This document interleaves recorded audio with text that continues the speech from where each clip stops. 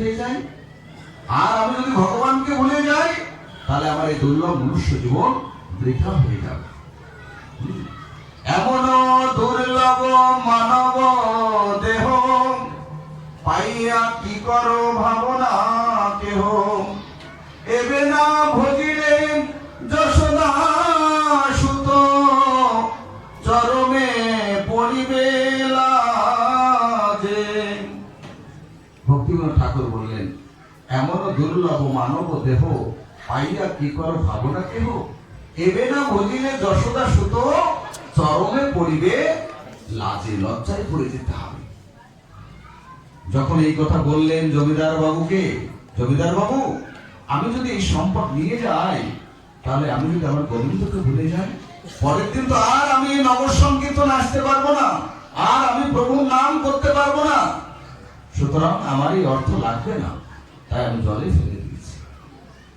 লালা বাবু এই বৈষ্ণব দর্শনে কিন্তু হৃদয় পবিত্র হয়ে গেছে। ওই যে নর্তন দাস ঠাকুর বলছে, গঙ্গার পরশ হইলে পশ্চাদে পাবন, আর দর্শনে পবিত্র করো এই তোমার। হৃদয় কিন্তু এখন ঝড় উঠে গেছে। লালা বাবুর হৃদয় এখন ঝড় উঠে গেছে, বৈষ্ণব দর্শনে হৃদয় পবিত্র হয়ে গেছে।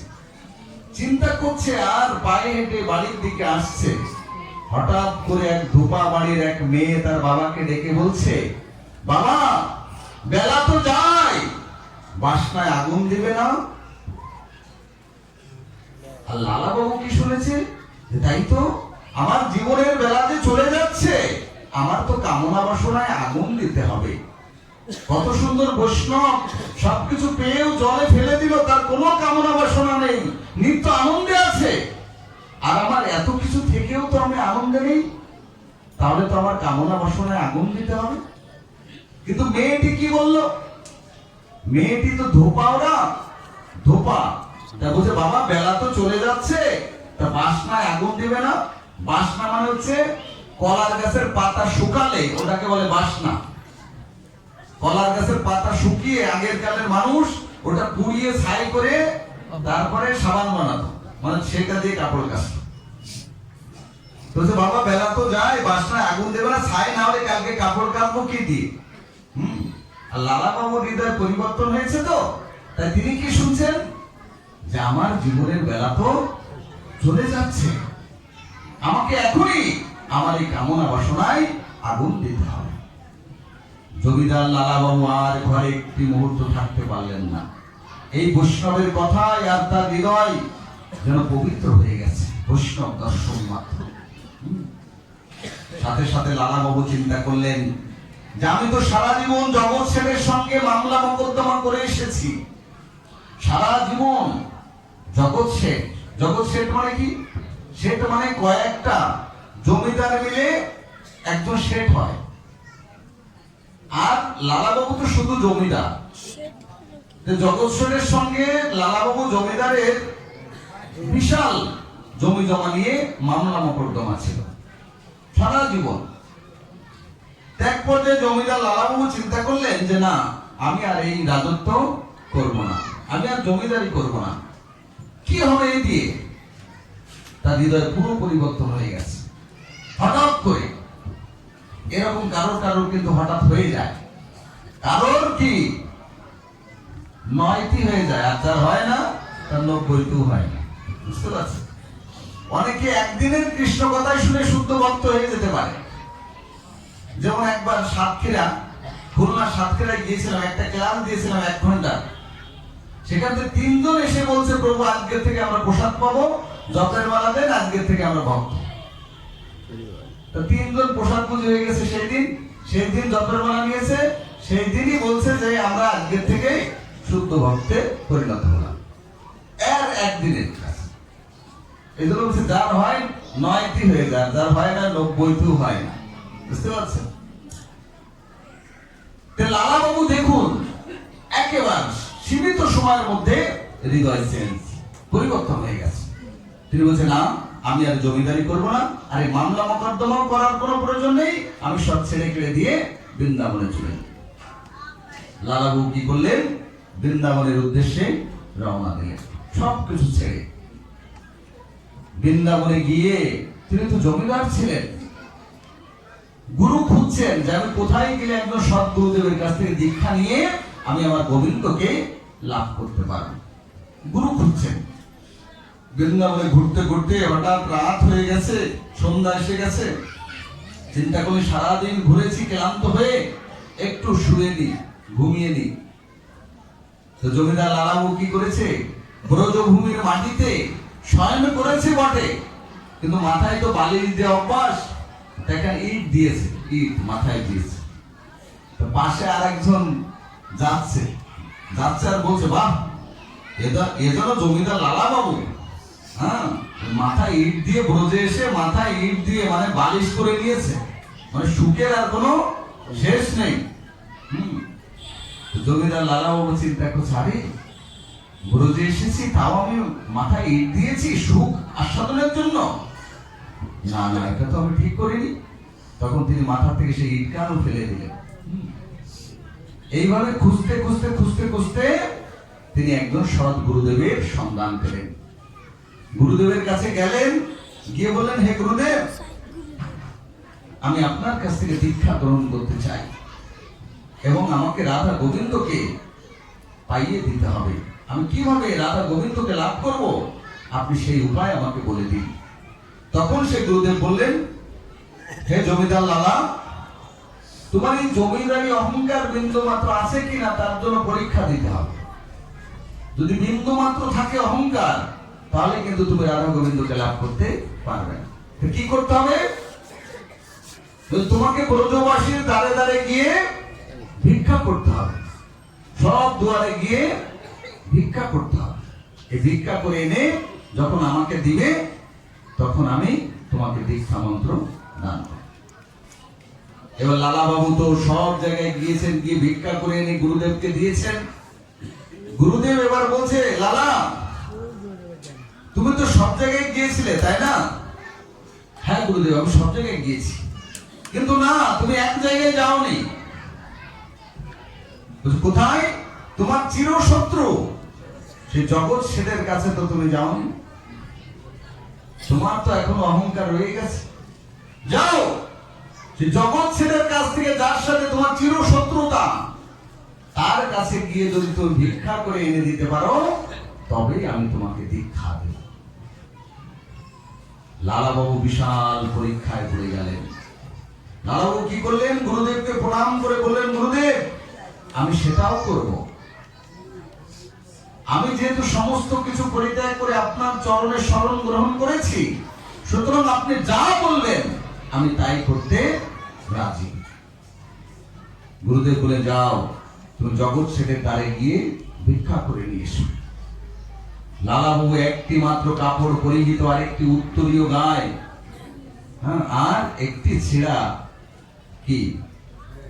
কি বলে এটাকে, ঝুলি, একটা ঝুলি, কাপড়ের একটা ঝুলি তিনি নিয়ে ভিক্ষায় গিয়েছেন জগৎ সেটের দ্বারে। জগৎ সেটের দ্বারে গিয়ে দাঁড়িকে বলছে, হে দাঁড়ি,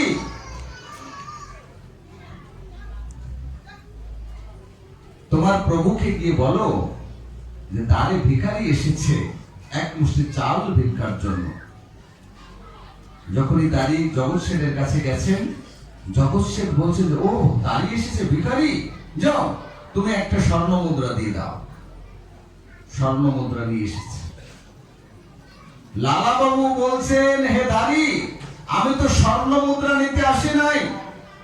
তুমি জগৎ সেটকে গিয়ে বলো যে তোমার চিরশত্রু লালাবাবু এসেছে দ্বারে এক মুষ্টি চাউল ভিক্ষার জন্য, যাও গিয়ে বলো। তখন দাঁড়ি গিয়ে বলছে, বাবু, এ তো লালা, জমিদার লালা এসেছে আপনার কাছে এক মুঠো চাউল ভিক্ষার জন্য। এই কথা শুনে জগৎ সেট যেন আকাশিত করেছে, কি, লালা এসেছে আমার দ্বারে ভিক্ষার জন্য? এটা তো হতেই পারে না, চলো তো। নিচে এসে দেখলেন তার চিরশত্রু লালা একমাত্র একটি কাপড়ে পরিহিত, একটা ঝুলি কাঁধে ভিক্ষার পাত্র পেতে রয়েছে, এক মুষ্টি আমাকে চাউল ভিক্ষা দিন। জগৎ সেট এই দৃশ্য দেখে নিজেকে আর ধরে রাখতে পারেননি। লালা, আমার সাথে কি এই মামলা মোকদ্দমা করতে করতে তুমি সব হারিয়ে ফেলেছো, এখন ভিখারি হয়ে গেছো? লালা বাবু ক্রন্দন করে বললেন, জগৎ শেঠ, তা নয়, আমি সমস্ত কিছু ফেলে রেখে শুধুমাত্র রাধা গোবিন্দকে লাভের আশায় আমি বৃন্দাবনে এসেছি গুরু সন্ধানে। তো গুরুদেব বললেন যে তোমার কাছ থেকে যদি আমি ভিক্ষা নিয়ে দিতে পারি তবেই আমাকে দীক্ষা দেবে, রাধা গোবিন্দকে আমাকে দিয়ে দেবেন। তো তুমি কৃপা করে যদি আমাকে এক মুঠি চাউল ভিক্ষা দিতে। জগৎ শেঠ তখন হাওমাও করে কান্নাকাটি করে বলছে, লালা, আমরা তো চির শত্রু ছিলাম, আজ থেকে আমরা চির বন্ধু হয়ে গেলাম। তুই আমাকে তোর কাপড়ের অর্ধেক অংশ আমাকে দিয়ে দে, আর ঝুলার অর্ধেক অংশ আমাকে দে। আমরা দুই ভাই মিলে আজ থেকে রাধা গোবিন্দের জন্য দাঁড়ে দাঁড়ে গিয়ে ভিক্ষা করে আমরা গোবিন্দের সেবা করে মৃত্যু আনতে সেই গোরক্ষাম বৃন্দাবনে প্রত্যাবর্তন করব।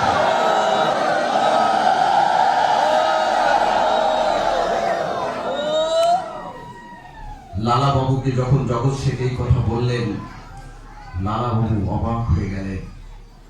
জগৎ শেঠ, তুমিও?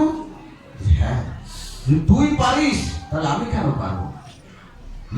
চল, আজ থেকে আমরা দুই ভাই, আর কোন শত্রুতা নেই। আমরা সমস্ত কিছু ত্যাগ করে গুরুদেবের চরণের শরণাগত হয়ে আমরা সে রাধা গোবিন্দকে লাভ করতে চাই। দেখুন, জগৎ শেঠ আর লালা বাবু এক টুকরা জমির জন্য সারা জীবন মামলা মোকদ্দমা করেছেন, কিন্তু আজ কৃষ্ণ ভক্তির জন্য, ভগবানকে লাভের জন্য তারা সমস্ত কিছু ত্যাগ করেছে। তার সুফল কি? সুফল হচ্ছে এই যে প্রথমে লালা বাবুর শুদ্ধ বৈষ্ণব সঙ্গ, সাধু সঙ্গ, লবমাত্র সাধু সঙ্গ সর্বসিদ্ধি হয়। লালা বাবুর শুদ্ধ সাধু সঙ্গ আর জগৎ শেঠের লালা বাবুর মতো পবিত্র হৃদয়ের শুদ্ধ ভক্তের সঙ্গ, সাথে সাথে জগৎ শেঠের হৃদয়ও পরিবর্তন হয়ে গেল। তারা দুই ভাই মিলে বন্ধু হয়ে তারা ব্রজের পথে কীর্তন করতে করতে ছুটে চলেছে। এইভাবে জগৎ শেঠ এবং লালা বাবু বৃন্দাবনে আপনারা গেলে দেখবেন যে জগৎ শেঠ বিশাল বড় একটা মন্দির করেছেন রাধা গোবিন্দের জন্য তার সমস্ত কিছু দিয়ে, আর লালা বাবু তিনি তার সমস্ত কিছু দিয়ে সেই বৃন্দাবনে একটা মন্দির করেছে, লালা বাবুর মন্দির, এবং তার সমাধি আছে তার মন্দিরের সামনে, ঠিক সামনেই লালা বাবুর সমাধি রয়েছে। এটা হচ্ছে আপনার ঠিক রঙ্গজীয় মন্দির, গোবিন্দ মন্দির যেটি আছে গোপেশ্বর মহাদেব, সেই গোপেশ্বর মহাদেবের ঠিক পাশেই এই লালা বাবুর মন্দির এবং জগৎ শেঠের মন্দির, যেটা আপনারা বৃন্দাবনে সবাই খোঁজেন যে সোনার তাল গাছ কোথায়। সোনার তাল গাছ দেখতে যায় না অনেকে? হ্যাঁ, সেই সোনার তাল গাছওয়ালা যে মন্দিরটা সেটা হচ্ছে জগৎ শেঠের মন্দির, আর তার পাশেই রয়েছে লালা বাবুর মন্দির। এই লালা বাবু এবং জগৎ শেঠ তাদের জমিদারি, তাদের সমস্ত কিছু ত্যাগ করে রাধা গোবিন্দের চরণে তাদের নিজেদেরকে পূর্ণরূপে সমর্পণ করেছে। তো যদি একদম জমিদার হয়ে এই দুর্লভ মনুষ্য জনকে সার্থক করার নিমিত্তে ভিখারি সেজে বৃন্দাবনে গিয়ে রাধা গোবিন্দ লাভ করার অভিলাষী হয়, আমাদের কি কথা? হ্যাঁ, আমরা পারবো না কেন? আমরা অবশ্যই এই দুর্লভ মনুষ্য জীবনকে সার্থক করতে পারি। সামান্য একটু পরিবর্তন আনলে, জীবনে তো কত ভাবে চলেছেন, কত বিলাসবহুল জীবন যাপন করার প্রয়াস করছেন, একটু হৃদয়টা পরিবর্তন করে দেখুন না, আলাদা কি স্বাদ আছে। একভাবে তো স্বাদ আস্বাদন করেই যাচ্ছেন, একটু পরিবর্তন করে দেখুন যে কৃষ্ণ ভগবানের মধ্যে কি স্বাদ আছে। জীবনে তো একটা স্বাদ পেয়েছেন অনেক বছর, আরেকটা স্বাদকে একটু ঘুরে আস্বাদন করে দেখুন কেমন লাগে। বৃন্দাবনে আজ সমস্ত ভক্তবৃন্দ রাধে রাধে বলে ক্রন্দন করে ভূমিতে গড়াগড়ি যাচ্ছে। আপনারা গোবর্ধন পরিক্রমা দেখলে অবাক হয়ে যাবেন যে এ কি, মাতাজি পিতাজি ছোট শিশু বাচ্চা সবাই মিলে ব্রজের রজে কিভাবে যে গড়াগড়ি দিচ্ছে। এক জায়গায় 108 বার প্রণাম করছে, আরেকটু সরে গিয়ে আবার 108 বার প্রণাম করছে। এইভাবে 21 কিলোমিটার গোবর্ধনকে 5 বছর ধরে এই শুধু দণ্ডবাদ প্রদক্ষিণ করছে। এই গোবর্ধনের ধারে বৃন্দাবনের পথে পথে কত মহাত্মারা, হ্যাঁ, তারা তাদের জীবনকে আর তাদের যদি জীবন পর্যালোচনা করে দেখা যায় যে তারা কেউ ছিল জজ, তারা কেউ ছিল ম্যাজিস্ট্রেট, তারা কেউ ছিল বিশাল ধনী ঘরের পুত্র, তারা আজকে ব্রজের রাস্তায় গড়াগড়ি যাচ্ছে। কিসের জন্য বাবা বলুন তো, কিসের জন্য? তারা সত্যিকারে বুঝতে পেরেছে এই জগৎ সংসারে কিছুই নেই। তারা আস্বাদন করেছে ভগবানের শ্রী পাদ পদ্মের সেই রসমহিমা। একবার যে গোবিন্দের পাদ পদ্মের সে রসমহিমা আস্বাদন করেছে, সে আর এই জগৎ সংসারে ভোগ বিলাসে মত্ত হয়ে থাকতে পারে না, যদি সে পশু না হয়। লালা বাবু জগৎ শেঠের মতো ব্যক্তিত্ব, তারা বৃন্দাবনে গিয়ে মহান বৈষ্ণবে পরিণত হলেন এবং রাধা গোবিন্দকে সাক্ষাৎ লাভ করলেন। এইভাবে ব্রজে বহুত মহাত্মাগণ ব্রজে বহুত লীলাবিলাস দর্শন করেছে। একবার একটা ঘটনা বলি, সুন্দর নিত্য বাস্তব কাহিনী। আমি যা বলছি কোনোটা গল্প নয়, সবকিছু বাস্তব। একবার আমি বলেছিলাম গোবর্ধনের পাশে মানসী গঙ্গা, মানসী গঙ্গার কথা মনে আছে? যে ভগবানের হৃদয় থেকে এই গঙ্গার উৎপত্তি করেছিলেন। কেন? নন্দ বাবা, মা যশোদা, ব্রজবাসীরা একবার কোথায় যেতে চেয়েছিলেন? এলাহাবাদ, ত্রিবেণীতে গঙ্গাতে স্নান করতে। তখন ভগবান কৃষ্ণ বললেন যে বাবা, তোমার বয়স হয়েছে, মারও বয়স হয়েছে, এবং এই ব্রজবাসীরা অত্যন্ত ক্লান্ত পরিশ্রান্ত হয়ে যাবে, ব্রজ ছেড়ে তোমাদের কোথাও যাওয়ার দরকার নেই। আমি যদি এখানে সাক্ষাৎ গঙ্গা দেবীকে আবির্ভূত করি, তাহলে কি স্নান করতে আপত্তি আছে? তো নন্দ বাবা বলে যে বাবা তুই যা বলিস, ঠিক আছে। এবার কৃষ্ণ স্বয়ং দেখছেন, সবাই দেখছেন যে তার হৃদয় থেকে ঠিক এখান থেকে গঙ্গা দেবী একেবারে সে চতুর্ভুজ মূর্তি, সে গঙ্গা দেবীর কয় হাত? হ্যাঁ, 4 হাত না? গঙ্গা দেবী সে 4 হাত নিয়ে সে কুমিরের পিঠে থাকে, তো নাকি কুমিরের পিঠে বসে থাকে, ঠিক সেইভাবে মূর্তি নিয়ে আবির্ভূত হলে সবাই দেখছে। সেখান থেকে ওই গঙ্গার নাম হলো ভগবানের মানসী গঙ্গা, অর্থাৎ মানস হৃদয় থেকে আবির্ভূত হয়েছে। মানসী গঙ্গার পাশে একজন শুদ্ধ মহাত্মা বাস করতেন, তার নাম হচ্ছেন কৃষ্ণদাস বাবা। এই কৃষ্ণদাস বাবা সিদ্ধ মহাত্মা। তিনি একবার ঠিক মধ্যরাত্রে 12টার দিকে কি যেন উপবাসের পরে তিনি স্নান করতে নেমেছেন মানসী গঙ্গা। এখনো আপনারা গেলে জানতে পারবেন এবং কেউ কেউ দেখতেও পারেন, কারণ বৃন্দাবনে বলছেন অদ্যপিও কৃষ্ণলীলা করে ঝলমল, সেই তো দেখিতে পারে যার আঁখি নির্মল। এখনো বৃন্দাবনে কৃষ্ণ লীলা কিন্তু নিত্য চলছে, কিন্তু সেই দেখিতে পারে যার আঁখি নির্মল হয়েছে, পবিত্র হয়েছে, সেই কিন্তু বৃন্দাবনে গেলে এখনো সেই সমস্ত লীলা দর্শন করতে পারে। এই বাবা, এই তো আজ থেকে ধরুন 200 বছর আগের কথা, বেশি দিনের আগের কথা নয়, কিন্তু 200 বছর আগের কথা। তিনি যখন মানসী গঙ্গায় মধ্যরাত্রে 12টার দিকে যখন স্নান করতে নেমেছেন, তখন দেখছেন যে ওই মানসী গঙ্গাতে নৌকা বিহার চলছে, নৌ বিহার। কি ব্যাপার? কারা দেখেছে? সাক্ষাৎ রাধা গোবিন্দ মাঝখানে দাঁড়িয়ে আছে, সখীরা চারি সাইডে ঘিরে, হ্যাঁ, তারা সবাই এই মানসী গঙ্গাতে নৌ বিহার করছে, ঘুরছে। তখন কৃষ্ণদাস বাবা দেখে অপলক নেত্রে তাকিয়ে আছে আর প্রার্থনা করছেন। সাথে সাথে রাধারানী নৃত্য করতে করতে নৌকার পর থেকে ইচ্ছা করে হোক আর নৃত্য করতে গিয়ে হোক তার নূপুরটা ফেলে দিয়েছেন জলে, মানে মানসী গঙ্গার জলে পড়ে গেছে। এবার রাধারানী ডাক দিয়ে বলছে, কৃষ্ণদাস বাবা, তুমি আমার নূপুরটা একটু খুঁজে দাও তো। বুঝতে পারছি?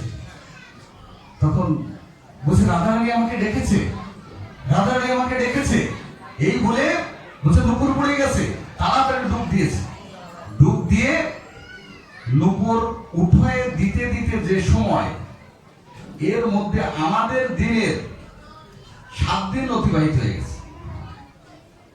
এদিকে আশ্রমের সমস্ত শিষ্যরা সব গুরুদেবকে খুঁজছে, যে গুরুদেব গেল কোথায়, গুরুদেব গেল কোথায়, স্নান করতে গেল, আর তো আসে নাই। পরে সবাই ধরে নিয়েছে 3-4 দিন পরে যে গুরুদেব দেহ রেখেছে। ঠিক আছে, এখন সব কাজ টাজ করবে এরকম একটা ব্যবস্থা আপনারা করছে। হঠাৎ করে 7 দিনের দিন সেই রাত্রে সেই মানুষই গঙ্গাতে স্নান করে উঠে আসছে। সব শিষ্যরা বৃন্দাবনে সব অবাক হয়ে গেছে। আরে আরে বাবা, আপনি ছিলেন কোথায়? তোমরা আমাকে কোনো প্রশ্ন জিজ্ঞাসা করো না, সবাই ঘরে চলো। ঠিক আছে, এইভাবে কৃষ্ণদার বাবা তখন ঘরের ভিতরে গিয়ে সবাইকে বসালেন। বসায় বলছে, দেখো কি হয়েছে। আপনি তো 7 দিন নিখোঁজ। ও 7 দিন? তা ভগবানের অল্প কিছুক্ষণ সময় আমাদের জীবনে 7টা দিন অতিবাহিত হয়ে গেছে। তা বলছে যে দেখো, আমি এত একটা অমৃত আস্বাদন করছিলাম যে 7 দিন কিভাবে কেটে গেছে আমিও তো জানতে পারিনি। আমি শুধুমাত্র রাধারানী বললো যে আমার নুপুরটা পড়ে গেছে, একটু খুঁজে দেয়। আমি ডুব দিলাম, ডুব দিয়ে নুপুরটা খুঁজে রাধারানীর হাতে দিতে যতটা সময়, তারপরে তো আমি স্নান করে উঠে এসেছি। কই, আমি তো কোথাও যাইনি। বলছে না, এর মধ্যে 7টা দিন অতিবাহিত হয়ে গেছে। এইভাবে অদ্যপীয় বৃন্দাবনে কিন্তু কৃষ্ণ লীলা, নৌ বিহার, হ্যাঁ, সে যমুনাতে, হ্যাঁ, সেই যে জলকেলি, এগুলো নিত্য চলছে। যমুনাতে চির ঘাটে, নন্দ ঘাটে, নন্দ বাবা একবার কি করেছিলেন নন্দ ঘাটে, সে নন্দগ্রাম থেকে নন্দঘাট অনেক দূর, সেখানে তিনি মধ্যরাত্রে স্নান করতে এসেছেন। মধ্যরাত্রে পবিত্র নদীতে স্নান করা নিষিদ্ধ। তখন বরুণালয় থেকে বরুণের দূত পাঠিয়ে দিয়েছে, যাও নন্দ বাবাকে বেঁধে নিয়ে আসো, ধরে নিয়ে আসো। এবার বরুণালয় থেকে লোক পাঠিয়ে নন্দ বাবাকে ধরে নিয়ে গেছে বরুণালয়ে। এদিকে কৃষ্ণ খুঁজে বেড়াচ্ছেন। মা যশোদা বলছে, তোর বাবা গেল কোথায়, নন্দ বাবা কোথায়, কোথাও খুঁজে পাচ্ছে না। বলছে গেল তো রাত্রে স্নান করতে, আর তো আসে নাই। এবার কৃষ্ণ খুঁজতে খুঁজতে নন্দ ঘাটে চলে এসেছে। যেখানে নন্দ বাবা স্নান করেছিলেন ওই ঘাটটার নাম হয়েছে নন্দ ঘাট। ওই ঘাটে এসে দেখে যে বাবার কাপড় চোপড় সব উপরে আছে, কিন্তু বাবা নেই। তখন কৃষ্ণ অন্তর্যামী, তিনি জানতে পারলেন যে বরুণের কাজ। জলের দেবতা কে? বরুণ দেবতা। বরুণ কি করেছে? নন্দ বাবাকে ধরে নিয়ে গেছে। এবার কৃষ্ণ বলছে, বরুণ, তোমার এত বড় আসপদ্দা, হ্যাঁ, তুমি আমার বাবাকে ধরে নিয়ে গেছো। এবার কৃষ্ণ কিন্তু চলে গেছে সে জায়গায়, একবার বরুণালয়ে চলে গেছে। বরুণালয়ে যখন গেছে, বরুণ দেবতা, যত দেবতা ছিল সবাই ভগবান কৃষ্ণকে বিশাল আকারে স্বাগত জানিয়েছিলেন। একবার ফুলে ফলে সুশোভিত করে বিশাল রিসিপশন করে রত্ন সিংহাসনে বসায় বরুণ দেবতা ভগবানের আরতি করছে। আর নন্দ বাবা দেখে অবাক হয়ে যাচ্ছে, করে কি এরা, আমাকে ধরে নিয়ে আসছে, আবার আমার ছেলেকে ধরে পূজা করছে। হ্যাঁ, তখন বরুণ দেবতা ভগবানের কাছে ক্ষমা প্রার্থনা করে বললেন, হে প্রভু, আপনাকে একটু এখানে আনার জন্য, একটু দর্শনের জন্য আপনার বাবাকে ধরে নিয়ে আসছি, না হলে তো আপনি আসবেন না।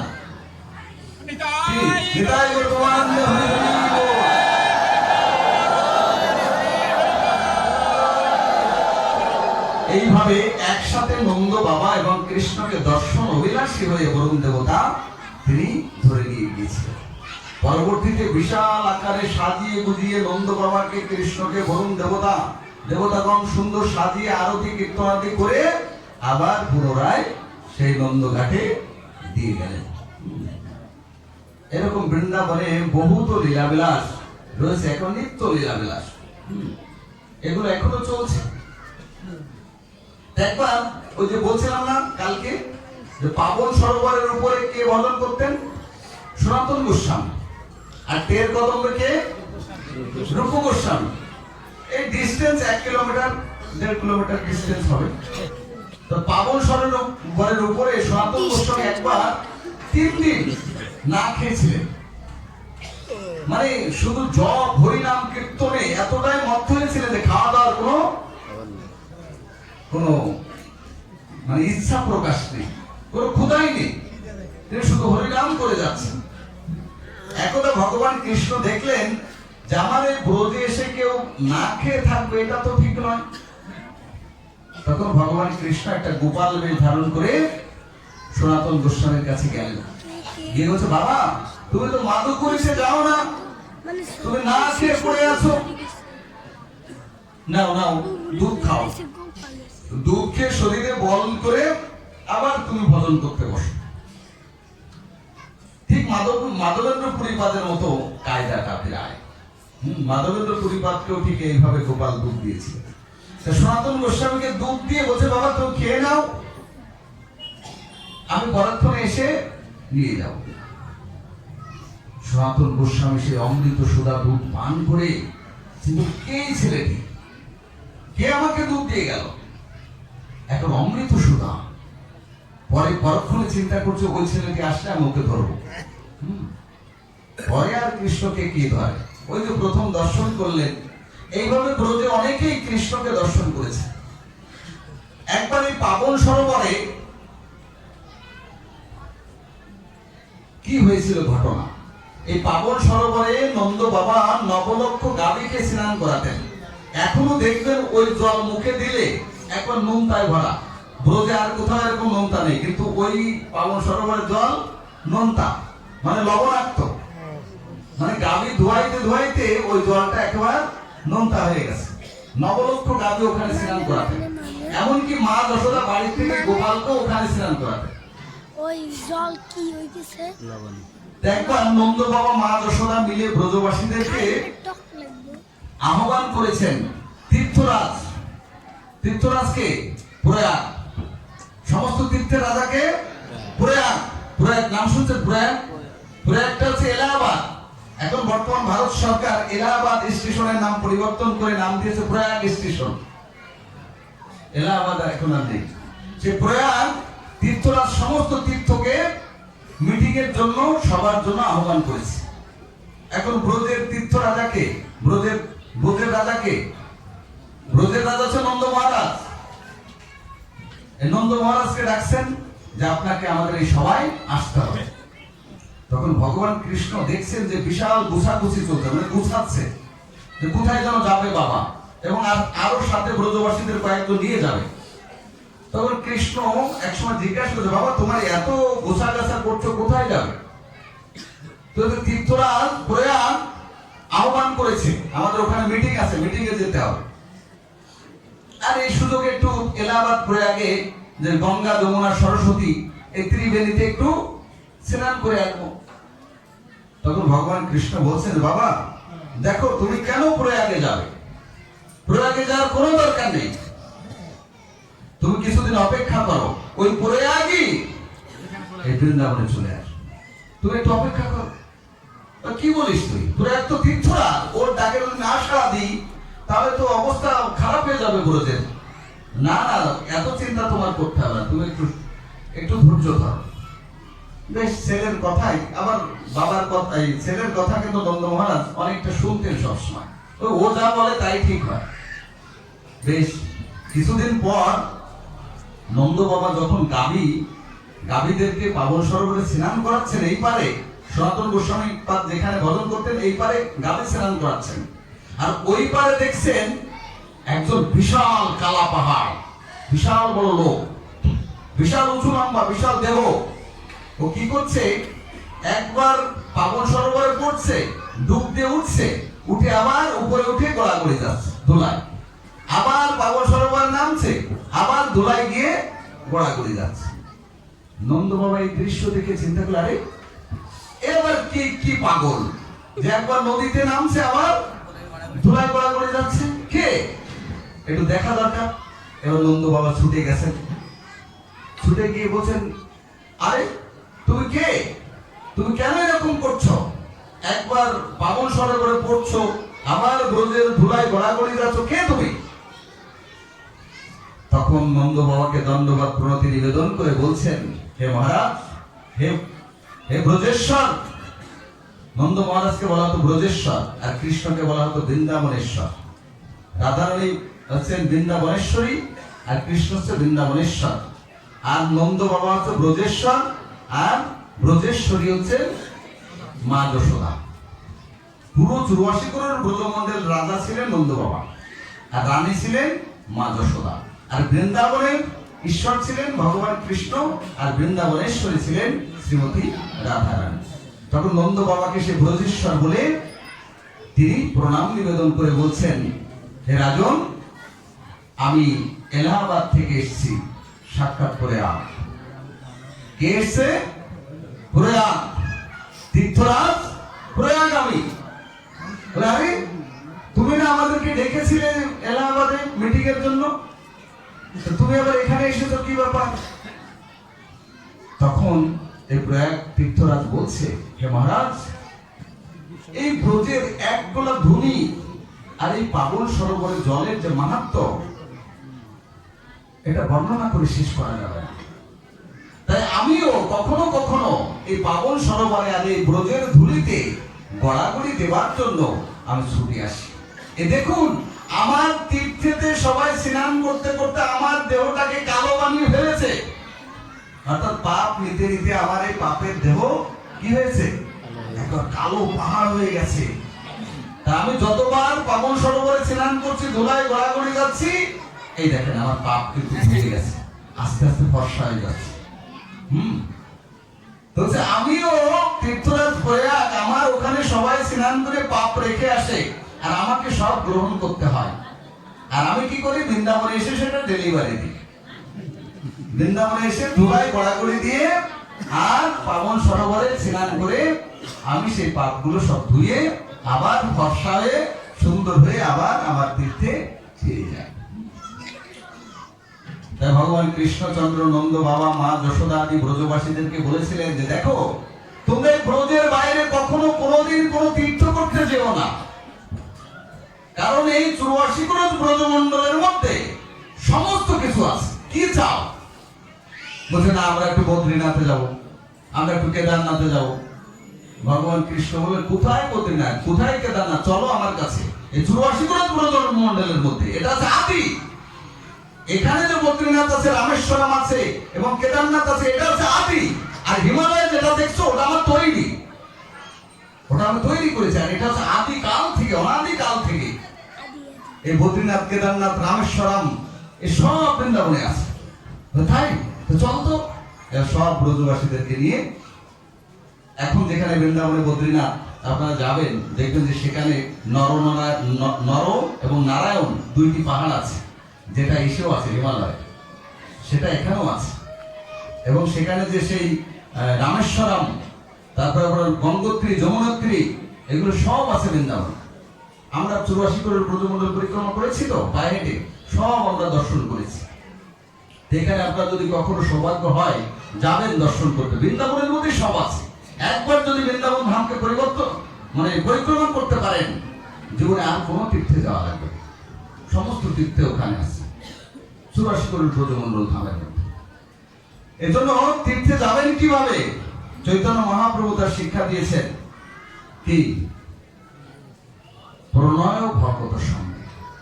গৌর আমার যেসব স্থান করিল ভ্রমণ রঙ্গে, সেসব স্থান হেরিব আমি প্রণয় ভকত সঙ্গে।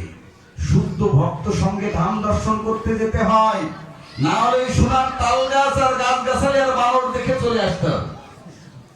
বৃন্দাবনে কি আছে? সোনার তাল গাছ আর বান্দর আর কয়টা বিল্ডিং, তাই ছাড়া তো কিছু দেখলাম। আর শুদ্ধ ভক্তের সঙ্গে গেলে কি হবে? প্রত্যেকটি জায়গার মাহাত্ম্য, এখানে কৃষ্ণ কি করেছিলেন, এখানে কৃষ্ণ কি খেয়েছিলেন, এখানে কোথায় স্নান করেছিলেন, কোথায় বসেছিলেন, কোথায় কি করেছিলেন, সমস্ত কিছু জানতে পারবেন। আর নিজেরা যাবেন, শুধু ওই তাল গাছ, বেল গাছ, সোনার তাল গাছ সব দেখে চলে আসবেন। কিন্তু আদৌ ওটা সোনার তাল গাছ নয়। আমাদের বাঙালিরা বলে সোনার তাল গাছ, আসলে ওটা হচ্ছে গরুর স্তম্ভ। গরুর স্তম্ভ, প্রত্যেকটা মন্দিরের সামনে একটা গরুর স্তম্ভ রাখতে হয়। গরুর দেবতা সেখান থেকে ভগবানকে দর্শন করে। এটাকে বলে গরুর স্তম্ভ। আর আমরা বানিয়ে দিয়েছি সোনার তাল গাছ। তাল গাছের মতো দেখা যায়, ফল ফল হয়ে আছে সেরকম, কিন্তু আদৌ সেটি তাল গাছ নয়, সেটি হচ্ছে গরুর স্তম্ভ। যাই হোক, এইভাবে বৃন্দাবনে বহুত লীলাবিলাস রয়েছে।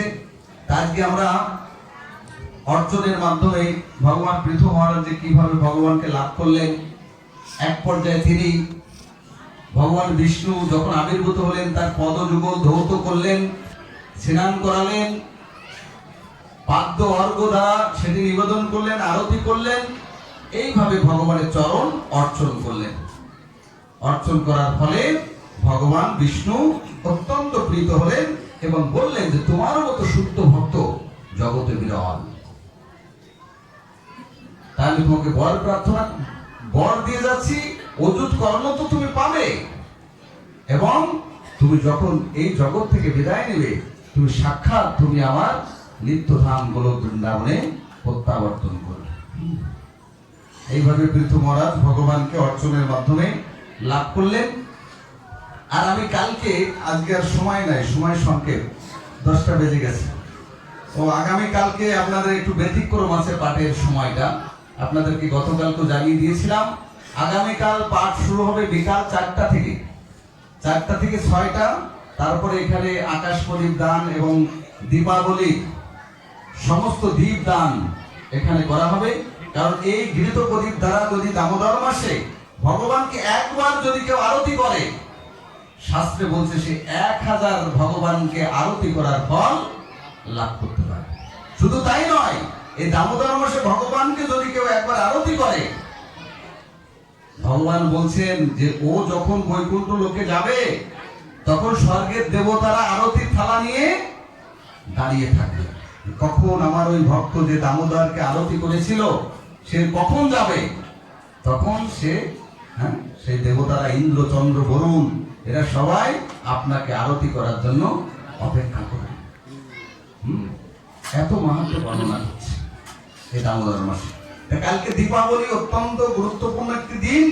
আপনারা সবাই জানেন যে কালী পূজা এবং অমাবস্যা বলে দীপদান করতে হয়, তাই না?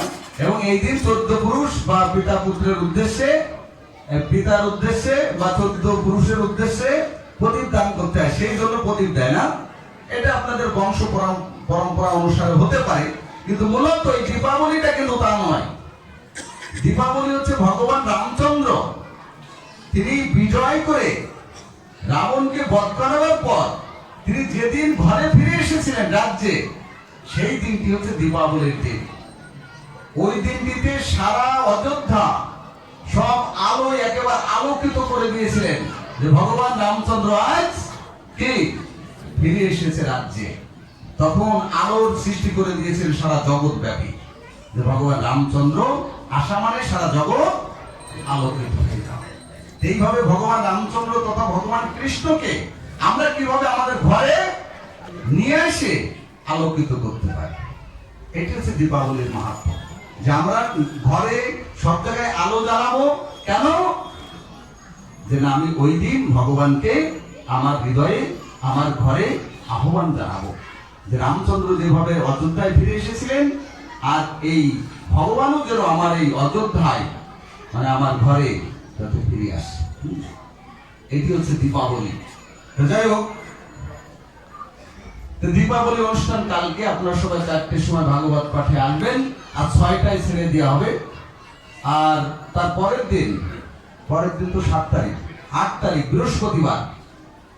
বৃহস্পতিবার অন্নকূট মহোৎসব। এই অন্নকূটটা কিভাবে হয়েছিল, কেন হয়েছিল, কে করেছিল, কয়বার করেছিল, কোথায় হয়েছিল, এই বিষয়গুলি আমরা আগামীকাল অথবা তার পরের দিন আমরা আলোচনা করব। এবং ধারাবাহিকভাবে আমরা যেটি আলোচনা করছি, অর্চনা হয়ে গেল, এবার পাদ সেবন, সখ্য, দাস্য আর আত্মনিবেদন, এই কয়েকটি বাকি আছে। আমরা কয়েকদিনের মধ্যে শেষ করে দেব। তারপরে আমরা দামবন্ধন লীলা, মা যশোদা এবং গোপালের সমস্ত লীলা এবং জমাল অর্জুন উদ্ধার, পুতনা রাক্ষসী বধ, ধেনুকাসুর বধ, তৃণাবর্তসুর বধ ইত্যাদি ভগবানের বৃন্দাবনের সেই লীলাবিলাস আমরা ধীরে ধীরে আস্বাদন করব। সময় কিন্তু বেশি নেই, আজকে 18 দিন হয়ে গেছে, আর মাত্র সময় 12 দিন।